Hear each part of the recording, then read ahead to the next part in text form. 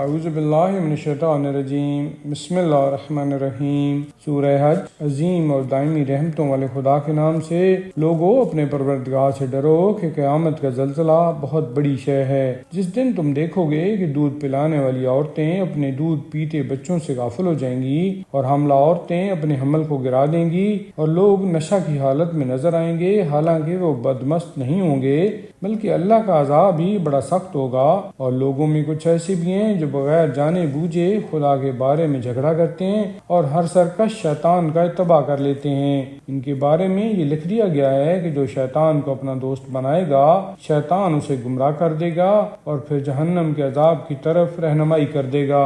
اے لوگو، اگر تمہیں دوبارہ اٹھائے جانے میں شبہ ہے تو یہ سمجھ لو کہ ہم نے ہی تمہیں پہلے خاک سے بنایا ہے، پھر نطفہ سے، پھر جمے ہوئے خون سے، پھر گوشت کے لوتھڑے سے، جس میں سے کوئی مکمل ہو جاتا ہے اور کوئی ناقص ہی رہ جاتا ہے، تاکہ ہم تمہاری اوپر اپنی قدرت کو واضح کر دیں۔ ہم جس چیز کو جب تک چاہتے ہیں رحم میں رکھتے ہیں، اس کے بعد تم کو بچہ بنا کر باہر لے آتے ہیں، پھر زندہ رکھتے ہیں تاکہ جوانی کی عمر تک پہنچ جاؤ، اور پھر تم میں سے بعض کو اٹھا لیا جاتا ہے اور بعض کو پسترین عمر تک باقی رکھا جاتا ہے، تاکہ علم کے بعد پھر کچھ جاننے کے قابل نہ رہ جائے اور تم زمین کو مردہ دیکھتے ہو۔ پھر جب ہم پانی برسا دیتے ہیں تو وہ لہلہانے لگتی ہے اور ابھرنے لگتی ہے اور ہر طرح کی خوبصورت چیز اگانے لگتی ہے۔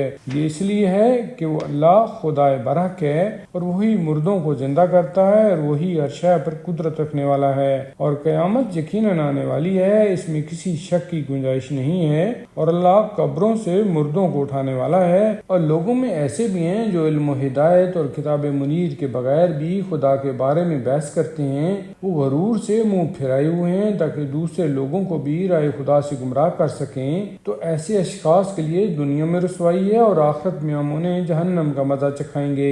یہ اس بات کی سزا ہے جو تم پہلے کر چکے ہو، اور خدا اپنے بندوں پر ہرگز ظلم کرنے والا نہیں ہے۔ اور لوگوں میں کچھ ایسے بھی ہیں جو خدا کی عبادت ایک ہی رخ پر اور مشروع طریقہ سے کرتے ہیں کہ اگر ان تک خیر پہنچ گیا تو مطمئن ہو جاتے ہیں، اور اگر کوئی مصیبت چھو گئی تو دین سے پلٹ جاتے ہیں۔ یہ دنیا اور آخرت دونوں میں خسارہ میں ہیں، اور یہی خسارہ کھلا ہوا خسارہ ہے۔ یہ اللہ کو چھوڑ کر انہیں پکارتے ہیں جو نہ انہیں نقصان پہنچا سکتے ہیں اور نہ فائدہ، اور یہی دراصل بہت دور تک پھیلی ہوئی گمراہی ہے۔ یہ ان کو پکارتے ہیں جن کا نقصان ان کے فائدے سے زیادہ قریب تر ہے، وہ ان کے بدترین سرپرست اور بدترین ساتھی ہیں۔ بے شک اللہ ایمان والوں اور نیک عمل کرنے والوں کو ان جنتوں میں داخل کرے گا جن کے نیچے نہریں جاری ہوں گی، کہ اللہ جو چاہتا ہے انجام دیتا ہے۔ جس شخص کا خیال یہ ہے کہ اللہ دنیا اور آخرت میں اس کی مدد نہیں کرے گا، اسے چاہیے کہ ایک رسی کے ذریعہ آسمان کی طرف بڑھے اور پھر اس رسی کو کاٹ دے، اور پھر دیکھے